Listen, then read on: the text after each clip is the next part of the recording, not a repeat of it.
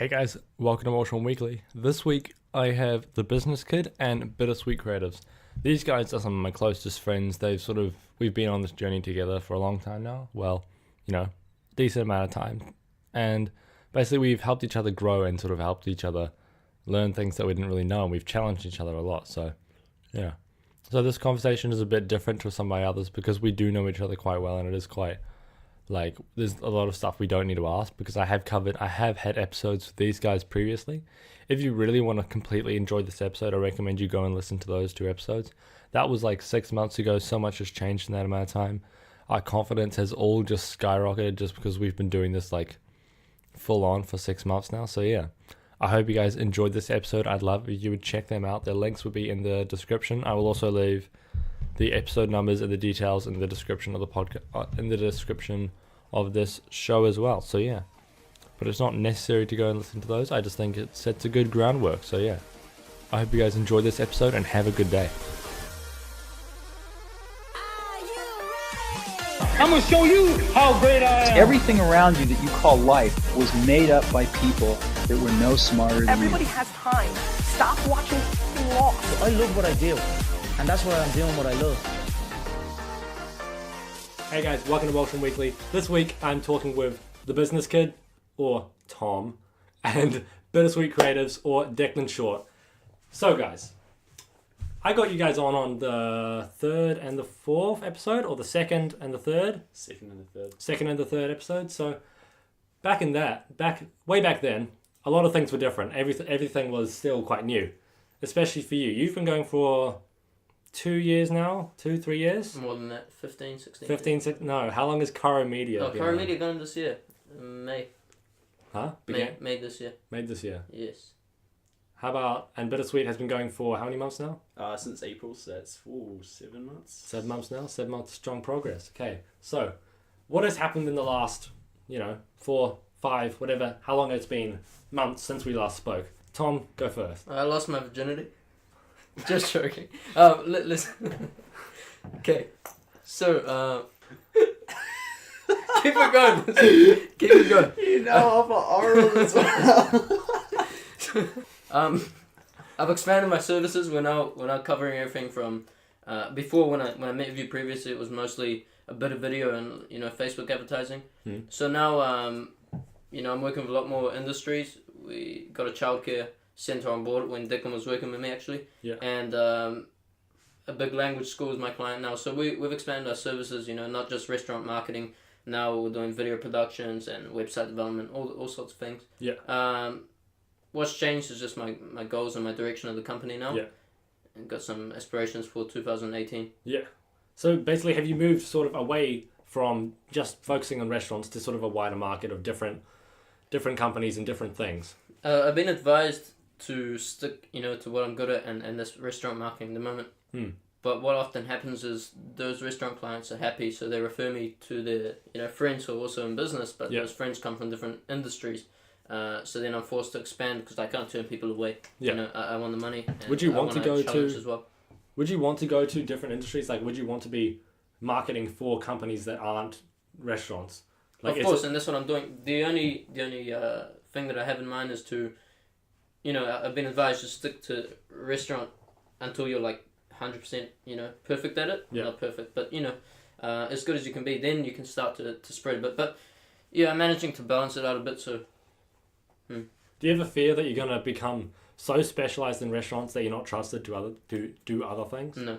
No fear. And if that happened, there's a lot of restaurants, all over the world, so that wouldn't be a problem anyway.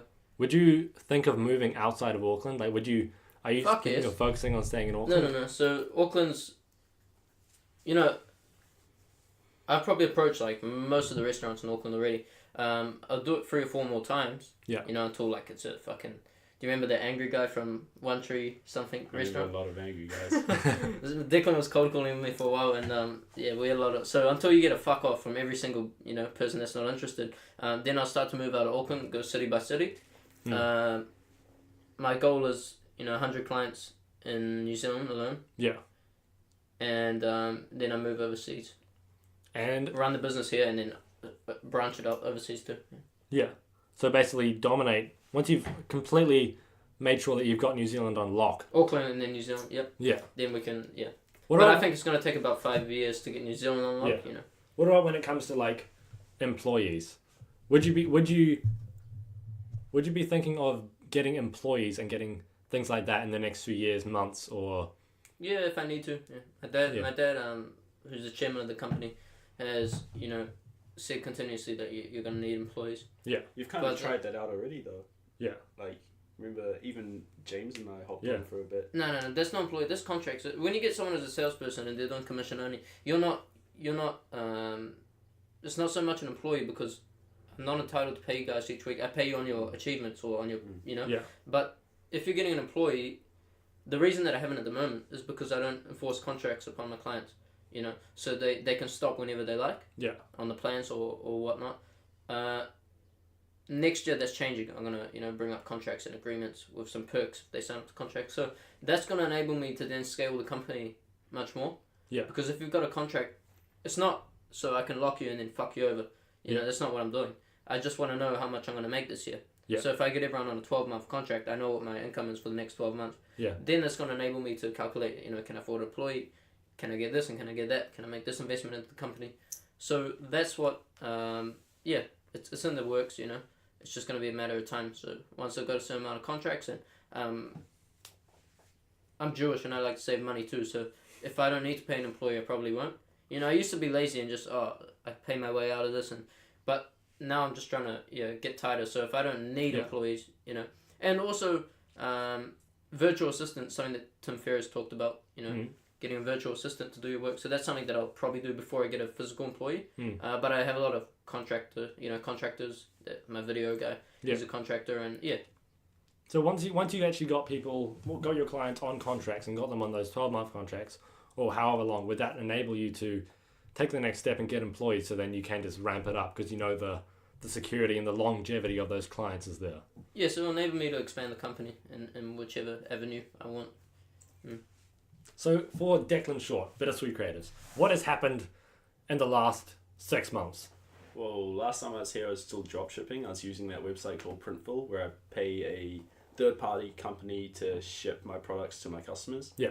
Since then, I've moved from there to a wholesaler. I started working with AS Color and some local embroiderers / printers, got my labels from Australia.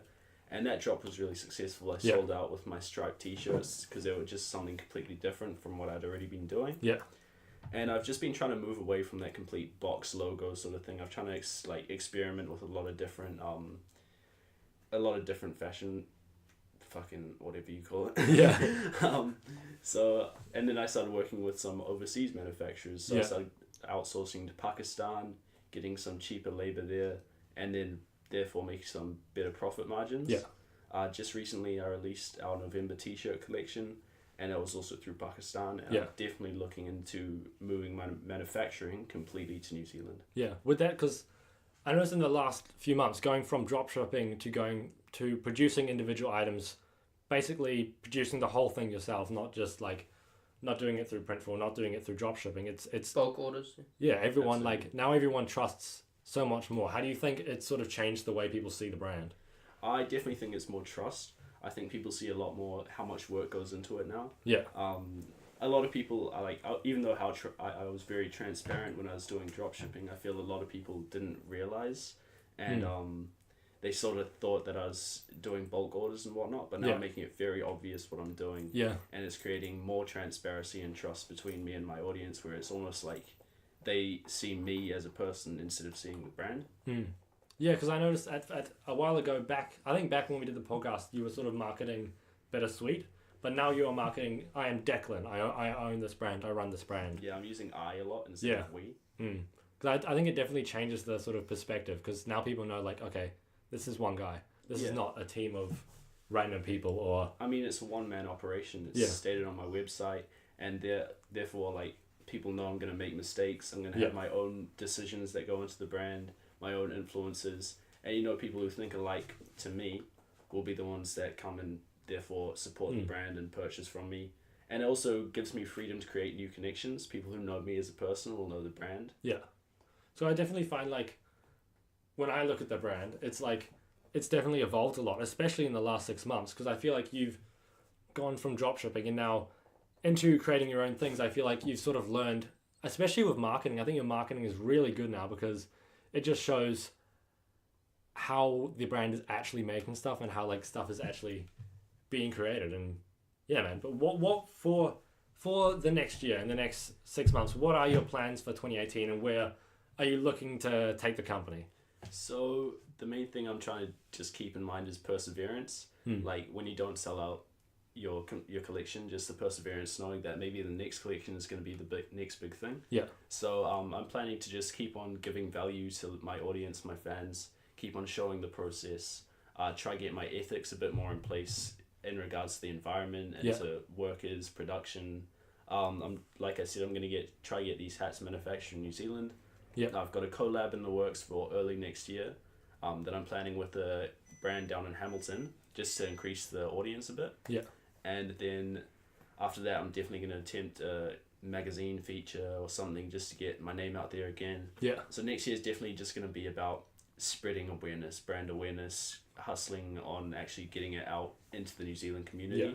And then by the end of the year, I'm definitely going to start targeting stores to see if I can get, even just in the tiniest stores, a few t-shirts. And start like really, because then like I feel like once you get into stores, you know you're really making an impact. Because it's to get into there, you have to be respected. You can't just, Joe t-shirt can't just go in there and say like, hey, I made a shirt. No, that's right. It's also very good for business because they're buying a bulk order off of you. Yeah. So there's almost a guarantee of profit. It might not be as much because they're buying it for cheaper. Yeah. But there's a guarantee of profit, and then there's you can market that however you want. Yeah. That it's in store, you know. You have to, but do you think it's going to be a difficult thing to show like these big brands like AS Color, like Huffer, like whatever sort of stores you'd be looking to go into?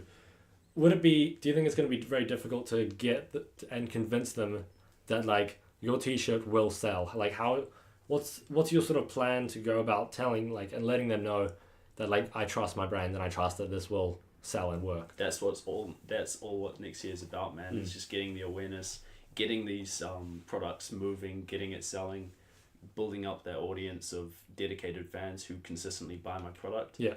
And then obviously by the end of the year, my goal is to have that momentum that I can hit a store with. Yeah.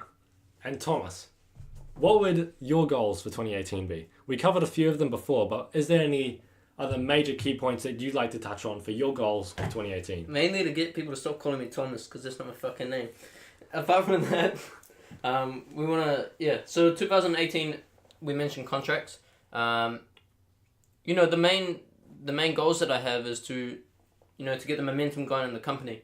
And obviously it all comes down to contracts, but the reason that I keep bringing up, contracts and plans is because it's going to give me an idea of how much I'm going to make that year. Yeah. And we're going to expand, the content that we're producing. So at the moment, my Facebook clients get mostly like graphic designs, posted weekly to their pages. Yeah. So we're going to move into more creative photography and production, stop motion animation and things like this. Yeah. That, are going to change the game for our clients. Also, one of my goals is to, at the moment, you've got certain competitors around Auckland. So I want to completely differentiate myself. Yeah. And the services that we provide, to stand out extremely. And how do you go about differentiating yourself from the people who are competing for your clients? Well, for me, I'm going to look overseas. Personally, I actually think that New Zealand, we're quite good in the way that we're marketing and things like that. Yeah. I've had a look overseas. Maybe there's just not a lot of marketing companies, getting these restaurants on board. But I had a look at the restaurants overseas, and you compare some of the New Zealand ones, even like Nando's, to restaurants overseas. Their social media content is much better than But I think that VaynerMedia. One thing that I should mention, VaynerMedia, Gary Vaynerchuk, his media company, they're producing amazing content, but at a cost that you need to be a huge company to afford. Yeah. So one of my goals is to, the same type of content and production and advertising that they produce for $100,000. Yeah. We're going to produce for a couple thousand. That everyday businesses can afford. Yeah. And that's one of my main goals moving into 2018. And sort of produce the same quality content that those big people can afford, but at a price that local businesses can take on board. Yeah. And would the focus be expanding to more small businesses, or would it be focusing on expanding to bigger businesses, or what would the main idea be with expansion?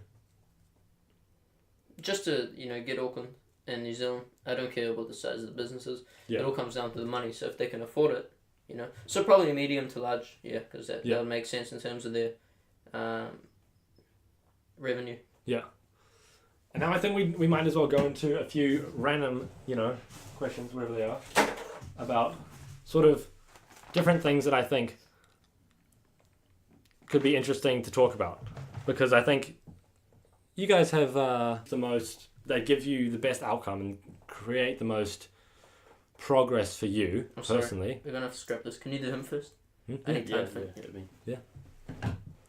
So, when it comes to things that you do, what do you think creates the most impact on your business, or creates the most impact on you as a person, or just the main things that you do that actually produce the most progress? Say, if you know the 80-20 rule, what is your 20%? Just showing up, sitting down, putting in the work, forcing yourself at a certain time, for a certain time, to just sit down and consistently put in the work. And like, when it comes to like the work, what do you mean? Because say if someone is listening to this and they're thinking, I am a clothing brand, but Sure. Where do I is the idea you want to be putting most of your effort into marketing, or is it you want to be putting most of your effort into actually creating new products, or is it? I think the key is to figure out what problems you have and how you're going to solve them, and to plan it a day ahead. So I do it in certain blocks. So I might have 10 minutes to answer my emails, 5 minutes to sort out a design, 20 minutes to make content, 5 minutes to post it, 20 minutes looking for manufacturers, 30 minutes emailing my current manufacturer, and then maybe even an hour just dedicated to designing and coming up with new ideas. Yeah. And then again, 5 minutes to check social, how you can just keep on adding on and create that momentum. YouTube videos, make one, edit one, re-upload one. Yeah, there's so many things to do each day. Tom? So for me, I guess that something that has the most impact on my business is, like Declan said, is scheduling and, allocating time to certain components of the brand or the business.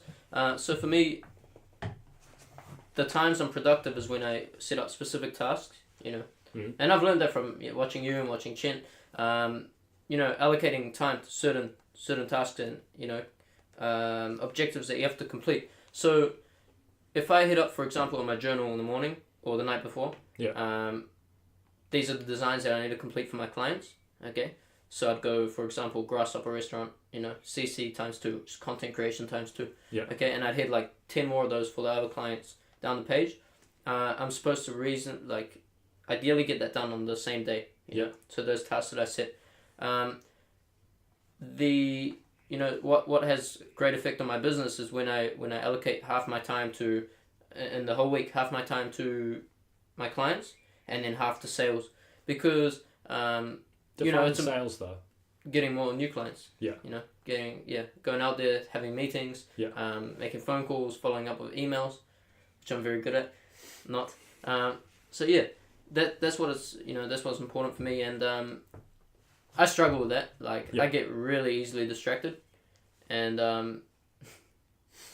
we can vouch. So Definitely. sitting on a computer working on Facebook, it's like the distraction central. So that's something I struggle with, and I talk about this with a lot of people. And you have an hour to do 2 designs or whatever, or an hour to do this website. How much of the hour do you actually use? Like you check your phone a couple times, blah, blah. So that's what I struggle with, is making use of literally every minute. Yeah. And so that adds up to every hour of the day, and then every day of the week it needs to be productive. And when I do that right, when I cross everything off, on the day that I was supposed to, that's when my business really benefits and I get things flowing much better. And what things do you do to sort of increase that productivity? And I want to ask you this to both of you. What would be the things that you do that stop you being distracted and stop you wasting time of the time that you're meant to be working, that make you stop procrastinating and stop doing all that kind of stuff? There's no answer. There's always going to be procrastination. It's just a mindset. There's nothing that I can really put in place. It's just you have to realize when you're going wrong. Yeah. and then force yourself to do the right thing. For me, I think that it can be fixed. I just haven't found out how yet. Yeah. You know, I used to have, and Declan related to this, I used to have extreme, like, you know, down moods and up moods, like productive days or periods, and then really, you know, down. We talked about this on the first episode that me and you did. Just like I figured that out, I think I can figure out, you know, how to be 100% productive too. Yeah. So, but that's yet to happen. Yeah. Yeah, you know, it's hard to control. You're going, okay, I'm going to do this. In my type of business, at least, it's not an office job. You rock up, you have this many tasks to do, you know, and same shit every day, and that's why people get depressed. You know, repeating in the same little shitty cubicle. No, there's that uncertainty. Exactly. So in our business, things can pop up. I can get a phone call, a client needs something urgent, or I can just get a meeting booked out of nowhere, you know, so I have to go. Or I'm self-employed, so I can do whatever the fuck I want to. Yeah. So I can feel like going out with the kayak. I'll look out the window and there's the water sparkling, you know, with the sun. So I feel like taking the kayak out. There's certain things that pop up that, you know, that's a distraction, so that can be controlled. But if a client rings me and needs something urgently, then I have to completely reshift my schedule. Yeah. And that's what, that's what I need to figure out. Yeah, and another thing when it comes to, like, having, because are we all 19? We're all pretty young. I'm 18. 18, 19. We turned 19 the same month. So 18. So we're pretty much 18, 19. But another thing I just touch on quickly is, for me, when it comes to procrastination, I found a lot of the time when I used scheduling, that was like the main thing that helped me. Yeah. I found that, like, and if you squeeze into as small as block as possible, so that you have to get it done in 5 minutes, you can't check emails for an hour, you know, because then you're just going to be going on Facebook and Instagram and stuff. Like, I try to make those blocks really freaking small. Did you used to, when you first started scheduling, did you used to do sort of more general blocks? Yeah, absolutely. Like, I wouldn't even do blocks. I'd write it down on my notes. I'd be like, today I have to get done blah, blah, blah, and blah. Nowadays, you look at my calendar, it's like, wake up, meditate, eat, shower, clean room, work. But in that work block, there's a whole bunch of different blocks, you know, like, blah, blah, blah. Check emails, blah, blah, blah. So it's very, like, do you ever find it's, like, hard to stick to that schedule? Fuck yes. Yeah? Go ahead, because I don't. Yeah, so that's what I was about to say. Scheduling is what I do. Yeah. But it's sticking to it was the hard part and avoiding the distractions throughout the scheduled time. So, like, you know, scheduling is really good. Yeah. And I just started doing it properly, you know, recently, like a couple of months or so ago. Yeah. Before that, I was just letting shit happen the way it happens. Yeah. But when I started scheduling, obviously you know your direction and what you need to allocate your time to. So otherwise, you're not just sitting there, okay, what do I need to do next? You know, you've got it written, you know. Yeah. But the problem is, as I said, avoiding those little hiccups or obstacles or distractions or pop-ups that occur, and make sure that you make the most of that scheduled time. That's what that's my struggle. And what about when it comes to being, you know, young 18-year-olds in business? How do you do you find there is issues with being like the young kid? Or do you find, I know for you, at times you find it even comes to your advantage? All the time, not at times. So how do you find that affects you? Because being the young kid in business, how do you find that you sort of had to either act older or just show that you're not a dumb kid? I feel like I get a lot of undeserved praise from adults. You know, they say like, oh, he's starting a business. Look, he's going to be the next Mark Zuckerberg. I wish my son was like that. Exactly. I get that a lot, and it pisses me off, to be honest, because like I haven't done shit. Yeah. And I don't like being praised for nothing. Also, you need to give yourself a little bit of credit, though. You've done a lot. I don't like being criticized for nothing either, though. You know, I feel like a lot of people will praise you when you don't deserve it, and a lot of people will put you down when you don't deserve it. Yeah. So I just try to keep that neutral. I try not to let the age thing affect me. I do feel like some people don't take me seriously when it comes to stores and stuff. Yeah. That I'm so young. Yeah. But I can completely understand that. Like, I haven't done shit yet. It's not just that I'm young, you know. Yeah. So they're waiting for the credibility to come. Exactly. Like, some people could see being praised by adults as an advantage. I don't see it as anything. Some people could be seeing not taken seriously as a disadvantage. Again, I don't see it as anything. Yeah, like, I definitely find for myself when I get the adult, it's like, wow, you have a podcast and you're like 18? Wow. It's just like, oh, my kid plays RuneScape. It's exactly, like, yeah.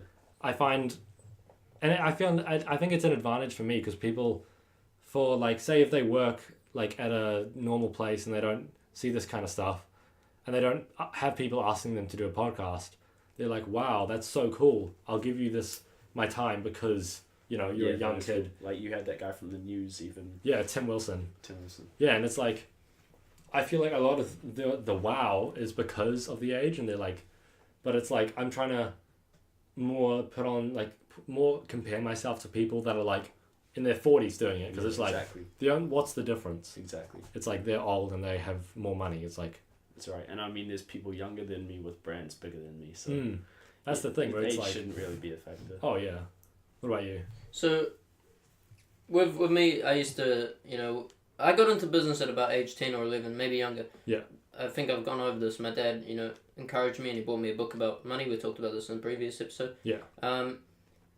At that time, you know, I was a little kid in primary school and I had nothing but excuses. And, you know, so I told my dad, I can't do this, I'm too young. Who's gonna, you know, why would they trust me, blah, blah. So, over the years, my dad will just continue to highlight more and more that it's an advantage, not a disadvantage, you know, to be young. Yeah. That's only been endorsed by the fact that I'm in the marketing and digital industry, you know, social media. So this is different from clothing, but, you know, for social media and for marketing and you know, online related business activities, it's a very, very big advantage to be young, because older people and, you know, business people, they tend to be around 30 to 50, 60. They're starting to realize that younger people know more about social media and about, because we grew up in it, you know, we were making Facebook accounts and acting like we were, what was the age minimum? 13. And I was 11, I was making a Facebook and pretending I was 13 to get into Facebook. We were all over that shit, you know. We wanted to get on those platforms. All the Facebook games, you know, all the Steam accounts, whatever. We were all over social and you know, YouTube. Yeah. And ticking that you're over 18 when you weren't, you know. So that we were like heavily immersed into, you know, social media. Yeah. And before it even was called social media. So people understand that. And Gary Vaynerchuk talks a lot about, you know, defending millennials, defending us, that, you know, people shouldn't give a shit for, you know, being online and whatnot. Anyway, so that really, really helps me to be young. Yeah. I did get a lot of resistance before being young, and it's usually the owners of the business are smart, you know. It's the employees that are stupid. Yeah. And that's why they're employees. They're the ones who usually get in your way, you know, the gatekeeper, and that look at you like you're nothing. You know, some hot blonde at the reception that won't give you a chance to talk to the owner because she thinks she's a shit. So what helped me with that was to be extremely aggressive and, you know, become ruthless a bit in the approach. So that's my natural, like, be honest, am I aggressive when I talk to people or not? You know me. Very fucking full on would be the word. Like, you know, aggressive, like fight me, but it's But it's like there's no sense of, oh, may I please talk to you? It's exactly. I need to talk to the fucking owner. Do you remember the motherfucker from what? You can probably bleep the name up, but we rocked up to have a meeting with the manager of I remember the place. restaurant. Yeah. The guy And looked then like there he was just this like jiu-jitsu. fucking there was this like bum chef, okay? And I only call him bum because he pissed me off. Yeah. So there was a chef and we walked in, me and Declan, when Declan was working with me. Yeah. In Koru Media. We walked into the restaurant and this guy goes, "You guys looking for jobs?" Yeah, that's right. I said, "Fuck you, we're not looking for jobs." We're dressed I up didn't to say the that. fucking T. It's like, do you think we're dressed up like this? I was wearing a white suit, he was wearing a suit. We rock in, this cunt's wearing a fucking dirty, oh shit, can't swear. We rock in and this guy's wearing a dirty, you know, like a dirty kitchen, whatever like they call it. and An apron. And he asked enough if we're looking for jobs, and I said, no, we're not. We have a meeting with whatever his name was. But really, I wanted to punch him straight between the eyes. Just for the fact that, you know, the way he said it was like, he was setting himself up to say, we don't have any, go away, you know? So they're like already making assumptions, and probably because of the age. If a 40-year-old guy came in a suit, he wouldn't be saying that, you know? So you have to deal with idiot gatekeepers and employees, but I've never really had the problem of convincing that my age is benefit to business people, because they think like me and they think they're my dad. They're open-minded. That's what makes a successful business person, is being open-minded. Do you agree? Yeah. So, you know, and then they don't use age as a limit. So it definitely helps me. It's just the gatekeepers and the employees that you really have to... Yeah. And what about when it comes to like getting past the gatekeepers? Do you find that's usually a major issue, or is it relatively easy sort of get past the gatekeeper? Like, how do you get past that kind of person? It was 50-50, wasn't it? So I showed him a little trick, Declan, a little trick, I think. Correct me if I'm wrong. There's a thing called whoas. Okay? So you put in a domain name of a website, www.wonkybolshammy.co.nz. Yes, there's a lot of blocked ones, but you go in, yours is actually blocked, but you go in and you put this website into a whoas, website, and whoas basically tells you the information of the owner of the domain of the website, So you bought www.wonkybolshammy, you put your information, your address, your name, your email address, contact information, because you're the licensed owner of that domain. Yeah. So I can access that information unless you paid extra to block it.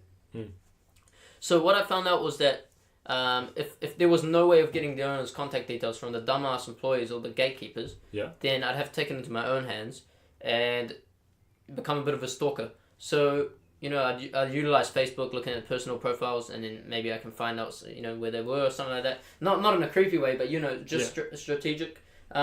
And then so I typed the website, and usually a lot of these restaurants that I'm approaching have not got much marketing going, and their websites were bought 5-10 years ago before people were stalking the whoas. Yeah. So their information's all over there, and I found the owner's number, so I got straight to them. Yeah. And that's how a lot of people say that you have to be nice to the gatekeepers, and to be honest, okay, maybe, but most gatekeepers I've met are like pure motherfuckers, They just want to annoy you and act like they own the place, and that's all right. Employees like to live fantasies. So later, one of my sneeze. We'll start again. Sorry, I'm gonna start again here. Just go. So, when Declan was working with me at Koru Media, we visited a potential client, a Japanese restaurant in Newland, and the owner's name was Sean. And Sean was very nice to me and Declan. He listened to the whole presentation and went through everything, and we shook hands. He said he'd let us know. So we walk out and heard nothing from him for a while. Now somehow, I mentioned to him that my other clients at the moment were this Thai restaurant in the city, and he knew the owner very well. Yeah. So he goes, so that sort of made him, he'll talk to them. So he had a meeting with Sean had a meeting with Edward, which is the owner of, one of the restaurants, different restaurant. And then during that meeting, Sean brought up the fact that me and Declan went to see him, and Edward said, and they put in a good word for me. Yeah. Because they were already using my services. And then now I've got Sean as a client because of that.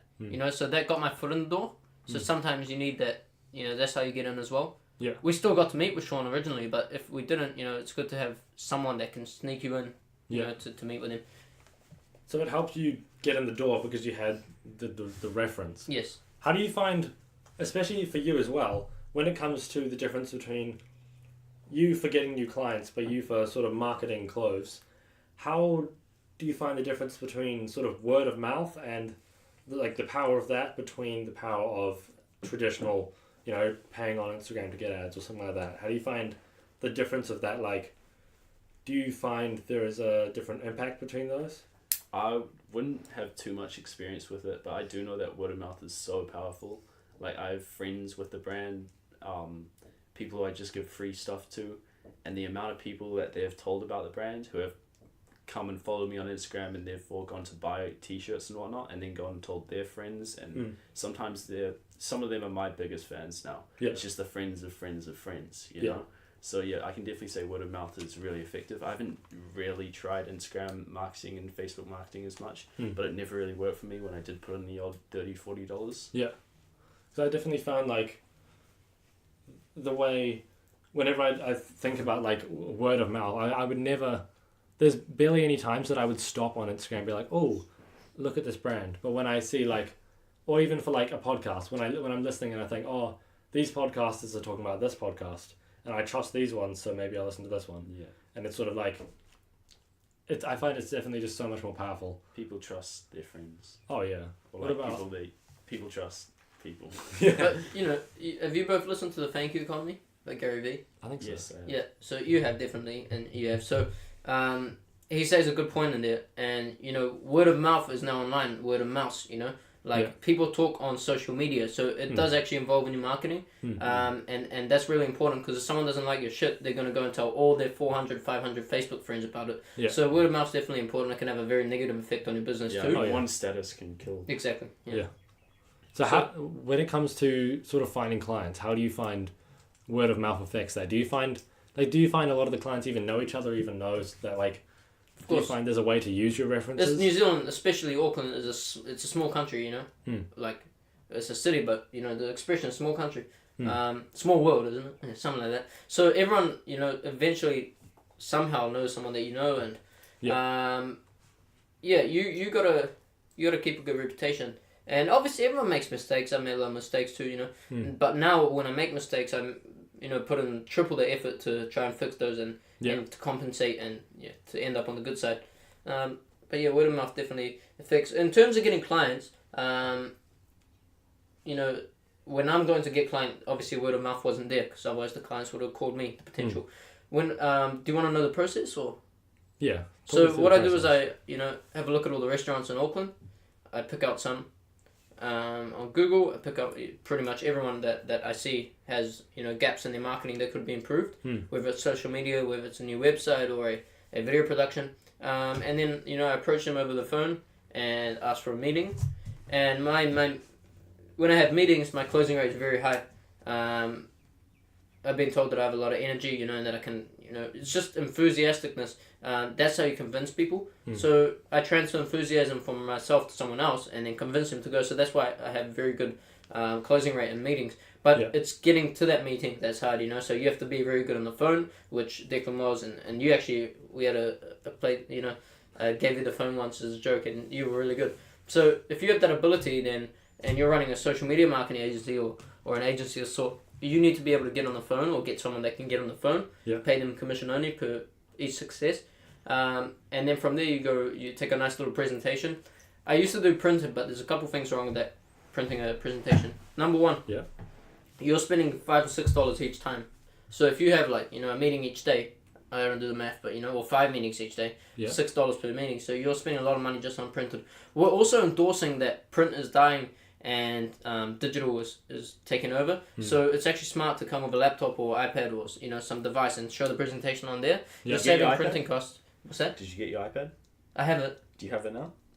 No, but I use a MacBook. Oh, yeah. So my iPad's broken. I haven't repaired it because it might be too old. I'm not sure. But even just a screen, not a phone, something big. So if I take my laptop now, it looks really good. I couldn't do that previously because my Windows laptop was shit. But I got gifted a MacBook. And it's very fast, so open it up, boom, hotspot it, and then you're endorsing digital, you're not coming with printed and trying to sell a face. So that's something that I've observed too.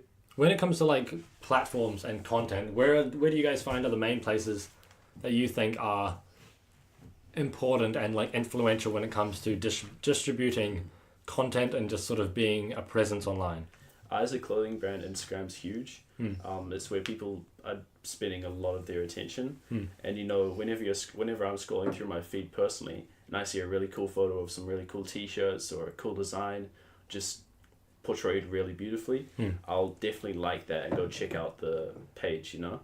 Also Reddit, that's not a huge one that people know about, but over half my sales come through a specific Reddit subreddit that is made for startup streetwear brands where people from other subreddits go and check it out.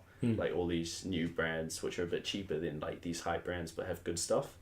So I think Reddit's great because it's really good for targeting. It has all these different subreddits. So Instagram and Reddit. I've heard Facebook's a major player, but I'm not sure if it applies so much to me as a clothing brand. When it comes to Reddit, how do you sort of get your foot into the door of those subreddits? Because a lot of them, I guess, in the same way, they'd have gatekeepers. People aren't just going to trust random Joe Blogs who comes and says, I have t-shirts to sell. That's right. You got to come with something solid. You got to come with a good design or a good mission or just something that people can get behind. Especially people with other brands. Or if you have a lot of experience, that's another thing. Because people, it's word of mouth. People buy based off of other people's decisions, If someone says one bad thing about your stuff on Reddit, that can affect a lot of people's minds. So you got to play it very carefully on that Reddit's fucking subreddit. Do you find it's like Reddit is a place different to Instagram where on Instagram, where do you think on both of those platforms, where do you think you're more focusing on maintaining and where do you think you're more focusing on growing? Reddit's definitely maintaining, Instagram's growing because like I said, I want to expand my local market in Auckland, New Zealand, because this is where I started, this is where I want my fans to be. With Reddit, it's all overseas, which is great. Like, my mission is to one day open up a store in New York. Yeah. So it's awesome that I'm getting sales from America and UK and whatnot, but it's just way too vast and spread out to have an actual solid fan base in one place. So I definitely expand my Instagram following so that when people from New Zealand, Auckland, check me out, they're like, this is an established brand. Yeah. Where I'm from, and they make cool stuff. Yeah. And Tom, what sort of platforms do you think are the most influential? I think every prime platform, like the leading ones, YouTube, Instagram, Facebook, and Snapchat, if used correctly, can produce amazing results. It just comes down to number one, industry. You know what type of industry you're in. If you're selling, like, what's it called? What's a good example? If you're selling something for old people, like constipation pills or something, you don't want to go on Snapchat and market there. Respect the platform. Exactly. So you don't want to sell old people products on a platform that's used majority by young people. So I think any platform can work if you do it properly and if you utilize it correctly. Yeah. For Declan, I think anything from, as you mentioned, Reddit, and he mentioned not a lot of people know about Reddit. A lot of people know about it. I just think not a lot of people as smart as him to use it as to an advantage of as a tool instead of just exactly. a browsing people just thing. go and talk shit on there. That's what it was used for previously. And really weird videos. I remember there was always a proxy blocking like weird videos at school. We'd always go on Reddit and bypass it. And there's always stuff on there, but there's a lot of talk obviously that Declan's business can benefit from. So yeah, Facebook would be a very good one. Declan said how can I get the numbers up on Facebook? It comes down to content. You have to be differentiating, as I mentioned before, differentiating yourself from competitors. So if someone's posting a picture of a t-shirt, one image of a t-shirt, okay, you wanna like trump that a little bit. So get 5 pictures of the t-shirt or mock-ups in the same position, and then make like a slideshow transitioning. Or have you seen those GIFs that you pause it and you stop on something? Yeah. So the GIFs like transitioning through image really quickly. Yeah. And then you stop it. And like if you stop on the 0, you put in the comments or whatever. So you should do things like that will differentiate you from a competitor that's just taking photos of the t-shirt. Right. So slideshows like more any interactive engagement centric content really works when you're getting people to engage. So with my for restaurants, something that I notice is good if you have the right amount of followers or the reach. Instead of just posting a picture of food all the time, I do dishes per dish, so just a photo of a dish. Yeah. Nice design with text and logo. But what works well is to combine like 3 or 4 different types of burgers, for example. Yeah. We've got a cheeseburger, a chicken burger, burrito burger, whatever the fuck type of burger you want. Yeah. You've got 3 of them in a collage, and you put a little Facebook reaction emoticon or emoji next to each one.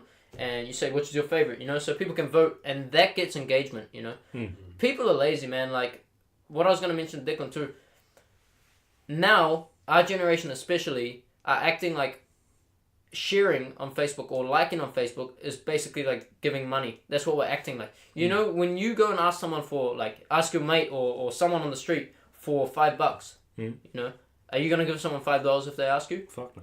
Are you? No, man. Okay, so what if they say, I want $5, what if it's someone and they say, I want $5, okay, I'm going to give you a return, I'm going to take the loan, I'm going to give you $10 back next week. I don't think Oh, fuck your trust. Okay, we'll get a contract, whatever. I'm just trying to use an example. Yeah. Do you know what I mean? So if it's guaranteed, I don't Well, if you're getting something back, some value from it. Yeah. Fucking Jew. I'm the Jew here, you're supposed to... So, if you're getting a return, you're getting value from it, then you don't mind to give them money, right? Yeah. If you're getting a good product, you don't mind. So now when you ask people to like and share, like our post or subscribe to my YouTube, why the fuck would they? unless they're getting something in return, because it's like money. People treat it like money now. Yeah. It's like a big fucking thing to share, man. It's All my- attention. It's attention. Exactly. Sorry. It's attention. You know, day trading attention, Gary Vee, whatever. But it is now what it is basically, you know, if you're asking to share, oh fuck, my 300 or 400 Facebook friends will see it. I need some value for this, you know. Like, do I really want people to see? Do I really want this on my wall? You know, my perfect Facebook wall. Do I really want to disrupt it with a burger something giveaway? That's right. Sorry, not a giveaway, just a burger thing. That brings me to my next. If it's a giveaway or if it's a value post, you know, you're giving something to them.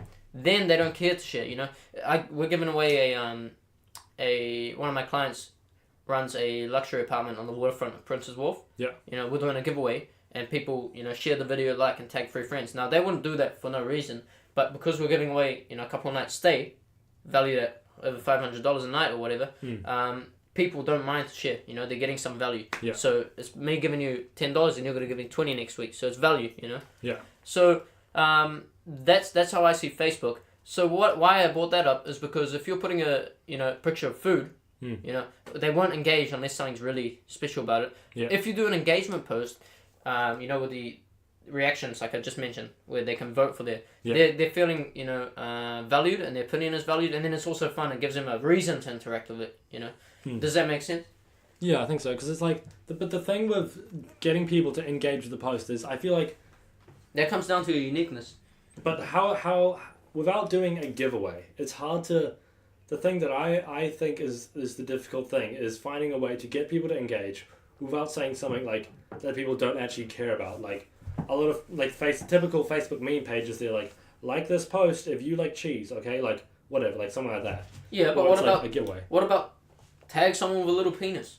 You know, everyone's gonna tag exactly. their friend. So you're giving people a reason to interact with that. You know, they don't realize they're upping your Facebook analytics and they're getting more views on your page. They don't realize that. They just say, okay, I'm a fucking consumer and I'm going to consume your stupid meme and I'm going to tag a friend. Woohoo! Value. But how do you, or how do either of you guys have, or what would you do to, without doing giveaways and without doing things like that, or even, do you think giveaways is the only way or one of the few ways that work to get people to not just look at or scroll past the page, like, oh, maybe that picture's cool. No, I just said, so giveaways, you know, the main one, but I said, if you're not giving something away, you've got to give value, and value is letting them spread their opinion. So that's where reaction vote differentiates from normal piece of content. If they're able to interact with it and get a little bit of dopamine from it, you know. Yeah. Oh, I can fucking click this little emoticon that pops up, and now I can tell people which one I like the most. That's a bit of it's a value. People love sharing their opinions as well. People Exactly. love to sound their own voice, you know. Especially if it's on something important, you know, they'll put an angry emoji at like Jacinda Ardern being elected or something, you know. Like, that's also value, just people getting to share their opinions for all their friends to see. Donald Trump calls Kim Jong-un a short and fat. Reacting. Angry. Yeah, Declan's right. And you know, for both of you, a way to get, you know, Declan does it. He asks people which style they prefer or what they're doing. He asks what are you doing in the weekend, or who's looking forward to Friday. So on Facebook, what you could do is start the different styles of clothing that are in the works that you haven't decided on, and let people vote on them. You know, and that's when you start to get engagement. And for you, controversial topics. You know, do you think scoliosis affects your chances of becoming a professional athlete? And then you start getting, you know, I do little votes like on my Instagram, and I've only got 68 followers because I deleted my account previously, but or removed all my followers. So now I have to start from nothing. But you know, if I had a couple K followers, I'd be getting a lot of people voting. I think, especially if you do like funny stuff or really controversial, you know, arguments. People want to engage. You know, like. Yeah, people love clicking yes or no on those Instagram votes. I think that is one of the most genius features that Instagram has done. I think it's like, you know what would be even better? What? If it was completely anonymous. People would give their absolute I don't like that. true. Yeah, I don't like how No, I don't like it if it was. I don't want to. Then you don't know like. Yeah, But I guess the you thing is, could get some people just being straight. Oh, do you think that's why they don't? That's why I don't vote on a few of your polls, because I'm like, Oh, okay, but you. because you look at it and you're like, My bad. I haven't realized yet because I only on my account. When you vote on an Instagram, I should know it's fucking platform marketing strategist, but when you vote on the Instagram, you know, can you see other people's votes? Or Yes. only the story holder? No, you can. Only the story. Okay, then So that it- doesn't matter then. No, but sometimes they won't. Like If it's a person, Like, they say won't if vote. Declan does a vote, national or Labour, and then I vote, and then I'm like, I vote Yeah, national, if they care and about then, what that person thinks. and then it's like, oh, maybe I don't want Declan You to vote know. national? How fucking dare you? Like Nah, jokes. maybe I don't want Declan to know who I voted for, so I'm Exactly, like, exactly. I'm not going to click that vote, and I think that's one thing that is an issue. But I do think it Or creates so even much if there was an engagement. option where you could choose anonymous or non-anonymous, and the people who are looking Ask at it can FM. see if it's ticked or not. You know. Yeah, and like how they'll know if they're going to be exposed or like. Exactly. But I think it should be the story holder's option to make it anonymous or non-anonymous. And I think I don't know. It's hard for people to know if their decision. Because at first, when I hadn't done a poll, I was like, do people know what I voted for? Yeah, And that's right. sometimes I've like accidentally clicked like the wrong one. When they first came out, everyone was fucking voting because they didn't think that people saw what they were voting for. Yeah. Like they'd vote like, no, that doesn't look good and shit. And then you screenshot, you'd be like, surprise fuckers, I can see where you voted. Yeah, exactly. It's like there's a few times where I've You like give me clicked one the star. wrong one. Yeah, exactly. Yeah. So when it comes to you guys as people, what would you say are the things that are your biggest strengths when it comes to doing business, but as not as a business, as a person? Faith, everything will work out for me. How do you generate that faith? Just faith in my work, faith that I'm doing the most right things I can, because I've done the wrong things before, you know, like Yeah. I've been in a place where I've been doing everything wrong. Now I feel like I'm trying my best to do everything right by my own standards. Mm. And I feel like I just have the faith that one day it'll all work out if I keep persevering. I know that there's going to be like parts where it's going to be real hard. Mm. There's probably going to be like a lot of down times. Mm. But just faith that if I keep working hard, I can make my dream come true. Tom, what would you say your biggest strength is? Well, what's me is naturally not giving a fuck. Mm. You know, I was always the one that, calls out stupid shit in class, and the one that argues. You know, I was never the type to just follow and do what the person next to me does, without knowing why. You know. Yeah. So for me, not giving a fuck really helps because. And I mentioned this one of my Instagram posts. I said, not thinking before I act plays a big benefit to me sometimes, you know. I always got told off, Tom, don't call that guy a stupid idiot, he's going to punch you. Or Tom, don't say stupid things before you think about what you're going to say. Yeah. And, yes, that gets me into trouble sometimes. So I promised them a free photography shoot. Hey, I fucking delivered on that. We delivered on that. Put me in a bit of a ditch from fucking Musashi. Now I have to figure out a camera. Oh shit. Anyway, so, not giving a fuck. Also, now you got my fucking. But thing. how do you go from not giving a fuck to turning it into... Oh, sorry. Not thinking. Sorry. Not thinking before I act helps me. That's actually a strength of mine because when I started Koru Media, there's a lot of things that I want to start, including our joint Instagram channel, which we'll talk about at the end. There's a lot of things that I have in my mind and planned, and when I overthink them, they don't fucking happen. Okay. When I don't overthink them, when I just go for it, use my adrenaline, use my dopamine that I have at the current moment. Yep. That's how Koru Media happened. I was in the shower. I had Gen Z marketing. I hardly knew what I was doing. Just learning. Made 7K in 4 days from that. So kept it going, and I was keen to expand it. I was in the shower and I got excited. That sounds weird. I was in the shower, and in the shower is like, I call it a think tank because that's where I produce a lot of ideas.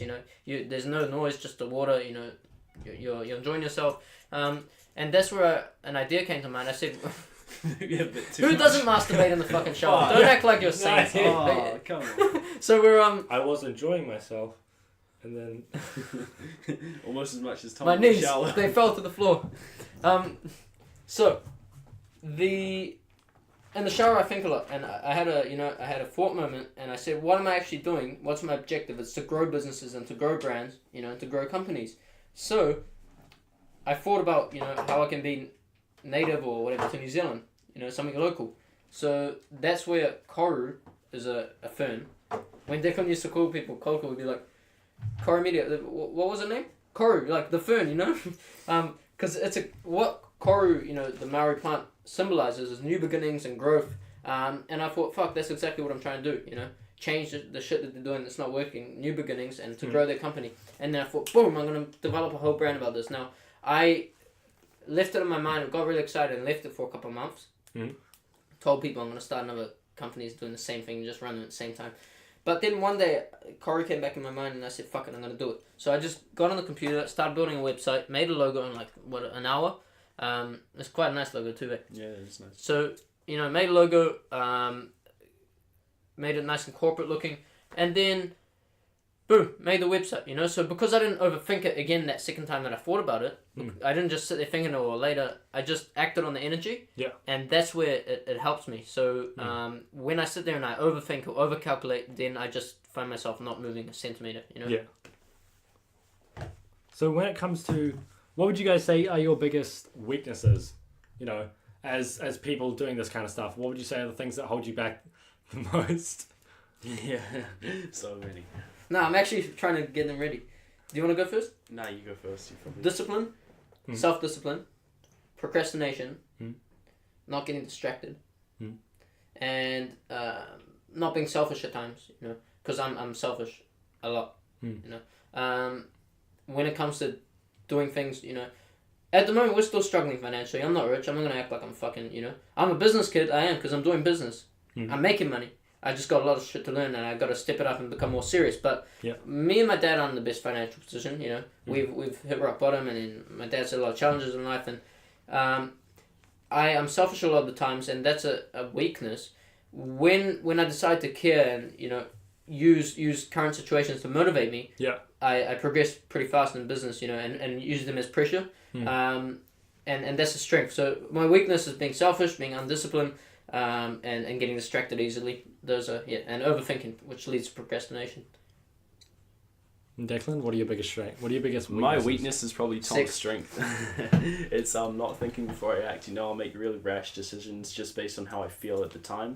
I'll be like, all right, I'm going with this manufacturer or this direction, or I'm changing this. Just there's nothing about I don't want to be second guessing myself, and I need to learn to put in like a solid few hours just tossing, strengths and weaknesses. But sometimes even when I do that, I'll come up with a decision, and in the middle of the night I'll be like, no, I'm going with the other way. And sometimes it'll fucking backfire on me big time. And you don't move. Hey. Yeah. It just. Then you move on because you're just fuck it. I can't think. Yeah. So. That's probably my weakness, is just not thinking before I act sometimes. But it also helps me sometimes when I'm stuck in a rut. Just the other week, I spent 2 days just not working, just fucking lying about, playing video games and shit. And then I woke up on the Wednesday and I had all these emails and all this shit that I had to do, like a few refunds that were needed, some customers' orders hadn't arrived. And it just all fell on top of me. I needed to do a tax return and shit. And I'm like, fuck. And for about 2 solid hours straight, I just sat at my computer and I got every fucking little bit done. Just like that.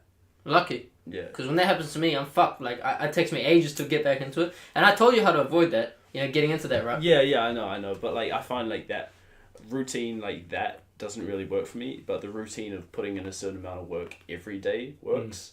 And just having a morning routine every day. With the off day of, getting a sleep in on Sunday or something. Sleep into 8:30 on Sunday, wake up at 7 every other day.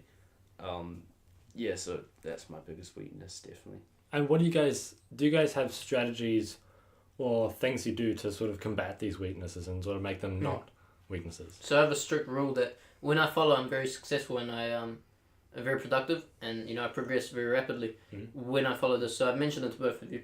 I used to get extreme down moods and get into ruts, as you said. And I just do shit all, my mind wouldn't work, writer's blank, whatever. So this happened a lot last year. Earlier this year, actually, beginning of this year, happened. Used to happen a lot, okay? So what would happen is, I'd make $7,000 in 4 days, and then I'd be like, fuck yeah. So now I made $7,000 in 4 days, even though my family really needs me to step up right now, I'll decide, because of this, I'll fucking slack for a long time. So I'll slack off, and then I get out the habit or the momentum. I'd let that go, and then I'd fuck around, watch porn, play video games, comment on Facebook statuses. Just your time flies so much when you're being unproductive. You just sit there scrolling on Facebook page, holy fuck, it's been 2 hours, you know? Like, I found that when I was just scrolling Facebook, now, this is not a joke. I avoid, like, going down 1 inch on my Facebook page when I'm on a newsfeed.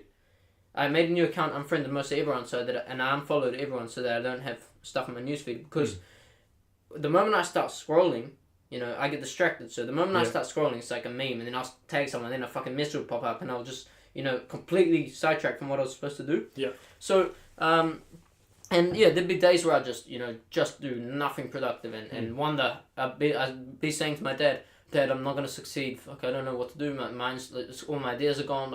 And he'd go, Tom, you know, you're gonna succeed. You're gonna be rich. You're gonna be so busy soon. You won't have time to, you know, feel useless. So I said, no, whatever. But he was right. Okay. Eventually, I found out how to. Why is Jake Miller, which you're trying to secure? Did he reply to you? Yeah, but he's got no more media options until 2018. Okay, but he replied. Was he nice? Yeah, he's That's good. Very good guy. So Jake Miller, I sat down with, and I mentioned this in our first episode, I think. He told me that there will always be roller coasters in business. Okay, and yes, there's roller coasters in business, but there doesn't need to be roller coasters. At least for me, there doesn't need to be roller coasters for your personal, you know, your feelings and your mood and your productivity. There doesn't need to be. So I found out how to combat those extreme drops and ruts. Okay, so at night, you know, I don't watch movies on weekdays. Yeah. I do not do that anymore. I still do some of the other shit, which I'll talk about, but I don't watch movies, so that's a big no-no. If I watch a movie at night, on a weekday, or at all, what happens to me is my mind needs, for me to be productive, my mind needs to be focused on anything relevant to the industry or the avenue in which I'm trying to succeed in. Yeah. Okay? And if I'm trying to get very good at marketing and in business, and I'm watching fucking Game of Thrones, yeah, I don't watch it. What would I watch? Okay. Something that me and Declan both found relative. We're really, you know, we've got big imaginations. We're really creative people. Yeah. So I'd be playing music and working, and like, I'd be editing a video for a Japanese restaurant, and this Japanese music come on, and like, you know, that I was using to edit, and I'd be like, fuck, I want to watch a samurai movie. Yeah. You know, and then I'd be like, So you know, if I went and watched that movie, samurai's got nothing to fucking do with marketing. You know, it's got its own business, it's slitting people's throats and shit, but anyway, it's got nothing to do with it, you know? It's getting my focus. I'm not wiring my mind the right thing anymore. Yeah. So it's getting my focus and my energy in the wrong direction. And that's what happens to me. So I can't watch movies. I need to stay focused. So if I want to watch something, I can turn on the TV and I can play a Gary Vaynerchuk presentation or a Rand Fishkin, you know, keynote. Yeah. Something like that. Or a business documentaries are okay, you know? But it's still, sometimes they become movies. So, something, if I really, really want to watch something, I have to watch, you know, something relevant. Yeah. And no movies. So with music, that's also the case, but I can't help it. I still haven't mastered that part. Yeah. So I listen to a lot of rap and, you know, angry Russian music and things that give me dopamine. Yeah. But also sometimes influence me in the wrong ways. So when I listen to Russian music, I have to do that before I have kickboxing fights. Yeah. I put it in and then I'm fucking undefeatable, you know, like, let's fucking fight now. But it's no use to do that when I'm trying to design something and now I'm gonna fuck you, I'm gonna take a video Instagram and look like I'm the man with my chain, you know, like I get all pumped up and that's not the relevant feeling to have at the moment. Yeah. So I can have music, but I try to keep my music very limited. So half the songs I listen to now just make me think about girls, like fucking Wild Thoughts and shit. You know that song? You don't know it? No. It's the sexiest song ever, bro. You'll think of sex straight away. So. You know, like I try to keep my songs limited now. So when I don't listen to music, I'm really good. But then it's just really hard to. We talked about this before we started before we started recording. When we all arrived, we said audiobooks. A lot of them are just really fucking boring to listen to. It's really important knowledge and really good, but you know, there's no. I told Declan this in his videos. The reason I struggle to watch some videos is because there's no music, and when someone's talking, even though they're fucking wise. You got a lot of knowledge. I struggle to keep excited if there's no, like, you know, music pumps you. It gets you a bit dopamine. So, I struggle to not listen to music because without it, I don't have that, you know, that hype and that adrenaline. Yeah. And that's good. It helps me to be creative. So, music, I'm still deciding on whether I need to eliminate it. But, that's what I had to do, you know, to combat it. I had to get rid of all the shit that don't hang out with the wrong people. Don't hang out with Finley Bloomfield and Sean Farrelly and, like, you know, because they're awesome guys, but they're not who I want to be, you know. I should be around you two, and I should be around all my clients. So I hang a lot around my clients. You know, they really let me into their inner circles. They like me. They like my quality. So I end up having dinners with my clients a lot. You know, 2/3 of my week around my customers, and those I become friendship with people that I want to become. Yeah. Okay. So it's associating your thoughts and your time to the right things. That's how I combat those ruts. Sorry to break your microphone. And Declan, short, how do you combat your weaknesses? Like I said, just planning and scheduling. I feel like I'm really good at planning, and that's if I sit back and take an hour or something just to relax and plan the things that have the highest priority first and the hardest ones to do first, and then slowly schedule down to the easier, less important things, I can get everything done so quickly. I'll finish off with this, because an hour and 6 minutes. What would be your main advice to someone who has a general idea that they know that they don't want to do a 9 to 5, they don't want to go to uni, they don't want to do the normal thing? What would your advice be to that person, but they don't know what they want to do, or they don't know how they want to pursue what they want to do? What would your advice to them Can I go be? first, otherwise I'll forget the question? No, you go first. Go on. Cool. So, another 10 minutes of rambling, okay? So, I had a big problem internally that was, my dad always said, you're going to be an entrepreneur, you know, you've got internet, you can find a way to make money, blah, blah. We knew we wanted to be rich, you know, and we still know we want to be rich. We want to be very successful, you know, millionaires and have businesses, but still there was that thought, like, what the fuck am I supposed to do, though? Like, how would I make money? What fucking industry, you know, what do I have? Who do I need to talk to? You have no fucking idea. So you start looking for mentors. And I expected those mentors to open up fucking, you know, take me under their wing. They don't, they just give you a bit of advice, which is not really useful most of the time, to be honest. Okay? But what I found, even if you have no fucking idea, even you don't know what your name is, but you know you want to be rich or you want to go in business, you know, you just don't know how the fuck you're going to do it. Put energy and effort, extreme effort and energy into keep looking for a way. Just keep looking for a way. That's what you got to put your effort into, okay? Always looking for a way. Now, I did that for like a few months, you know, and I just didn't know, always got really depressed because I didn't know how. My dad's like, you're fucking gifted, you're talented, that's what he always used to tell me, you know. I think it's just a result of his investment of time and care and motivation, and you know. But he always just say, you're gifted, you can sell, you can do this, you know, people love you, they trust you. So, and I said, but what do I do? And like, you don't really know, you know. Then you just keep looking, you keep focusing your time to the right shit, you'll find a way. I don't know how the fuck I started an agency overnight.